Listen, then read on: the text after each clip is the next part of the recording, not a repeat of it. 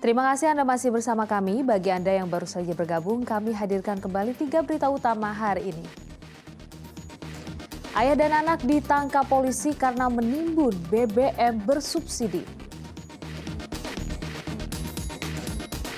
Beberapa bulan sepi penumpang, sopir angkutan wisata Baturaden protes ke Dinas Perhubungan Kabupaten Banyumas. Tak kuat menanjak, truk yang membawa puluhan penumpang jatuh ke jurang di Kebumen. 4 orang tewas.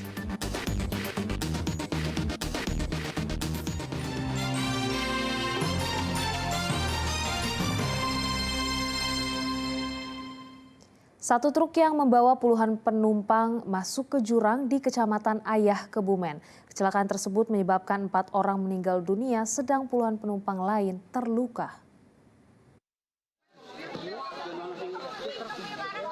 Kecelakaan terjadi di Desa Kalipo, Kecamatan Ayah, Kebumen. Mobil truk yang mengangkut 42 orang jatuh dan terguling ke jurang.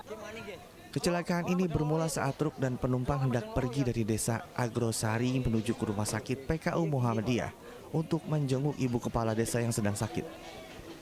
Sepulang dari rumah sakit, truk yang dikemudikan Kosin tidak kuat menanjak saat berpapasan dengan mobil lain. Truk ini kemudian mundur dan masuk ke jurang. Akibat kecelakaan ini 4 orang meninggal dunia, sedang 38 penumpang lain mengalami luka berat. Seluruh korban kemudian dibawa ke rumah sakit terdekat untuk diobati. Di tanjakan Logending, tepatnya di Desa Kalipo, papasan dengan mobil, namun kendaraan yang ditumpangi tidak memuat papasan. Akhirnya mundur sedikit, tapi remnya tidak kuat. Akhirnya mobil atau truk yang ditumpangi tergelincir. Hingga saat ini belum ada keterangan resmi dari pihak kepolisian terkait kecelakaan, karena mereka masih mendata jumlah korban dan menyelidiki penyebabnya. Wahyu Diono melaporkan dari Kabupaten Kebumen. Lokal Pengawasan Obat dan Makanan Solo menyita ribuan produk obat dan jamu tradisional tanpa izin edar serta terdapat campuran kimia. Barang bukti jamu ilegal ini merupakan hasil penindakan sepanjang tahun 2022-2023. Total nilai obat dan jamu ilegal mencapai Rp338.831.300. Jamu dan obat ilegal disita dari sejumlah kios di Karanganyar dan Sukoharjo. Sementara para pemilik toko atau kios yang menjual obat dan jamu ilegal akan ditindaklanjuti oleh pihak kepolisian. Dari keterangan pemilik kios, barang-barang itu didapat dari sales obat. Untuk mencegah meluasnya peredaran jamu dan obat ilegal, petugas Lokapom Solo meminta masyarakat teliti saat membeli jamu maupun obat-obatan. Obat tradisional yang tanpa izin edar dan tidak memenuhi ketentuan dari 2 kabupaten, yaitu Kabupaten Sukoharjo dan Kabupaten Karanganyar. Kalau jumlahnya ada 571 item dan 20.041 pieces atau 20.041. Kalau item itu misalkan satu isinya ada 10 kapsul.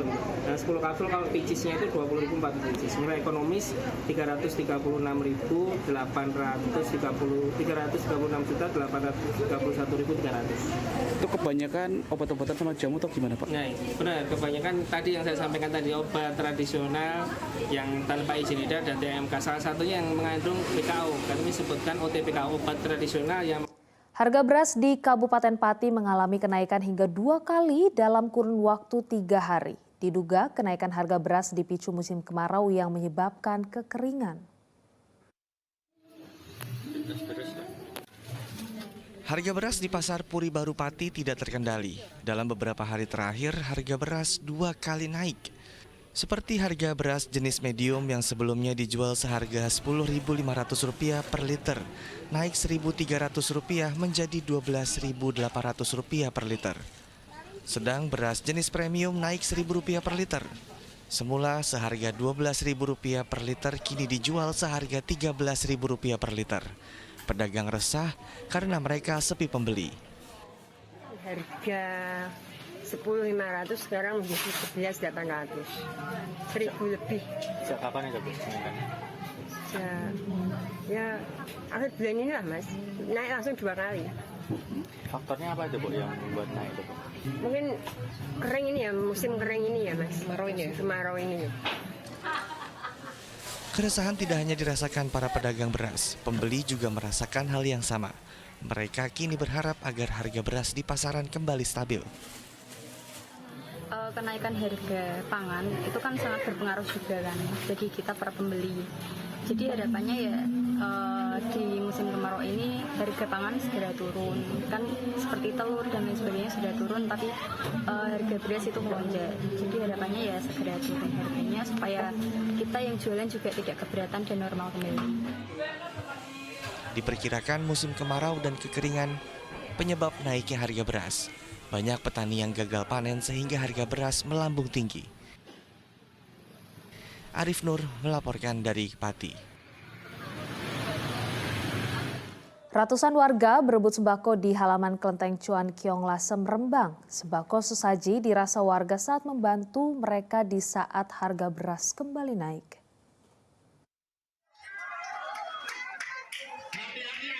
Warga langsung berlarian masuk kelenteng sesaat setelah warga Tionghoa menggelar sembahyangan. Warga pun berebut sesaji berupa bungkus sembako yang sudah disiapkan. Bahkan sejumlah ibu dan anak ikut berdesakan. Pihak kelenteng Cuan Kiong Lasem Rembang menyiapkan 2.000 bungkus sembako sebagai sesaji menghormati arwah leluhur. Hanya dalam hitungan menit seluruh bungkus sembako ludes. Warga mengaku bungkus sembako ini sangat membantu, apalagi saat ini harga beras mulai melambung lagi. Ikut memperebutkan Bu ya? Dapat apa aja Bu? Beras 1. Datang dari jam berapa Bu tadi Bu? Jam 3:30. Ikut terus Bu ya setiap tahunnya Bu ya? Iya. Dari mana Bu ini Bu? Dari Karas. Jauh-jauh? Mampu. Sama siapa Bu? Sendiri? Dapat apa aja?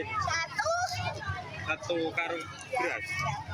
Ini berasnya mau digunakan untuk apa? Mau dimasak atau? Masak sendiri kan nggak ada yang cari janda. Senang Bu ya? Rebutan sesaji merupakan serangkaian acara sembahyangan rebutan, yakni untuk memberikan penghormatan kepada arwah para leluhur. Membayangi jadi makhluk-makhluk yang kurang bisa ada yang merawat lah, jadinya dari keluarganya tidak merawat untuk supaya di sini bisa makan bersama-sama, supaya bisa merasakan nikmatnya makan bersama kita sajikan. Sesaji yang diperebutkan warga berupa sembako mulai dari beras, buah-buahan, mie instan, teh, gula, hingga roti. Arif Nur melaporkan dari Rembang.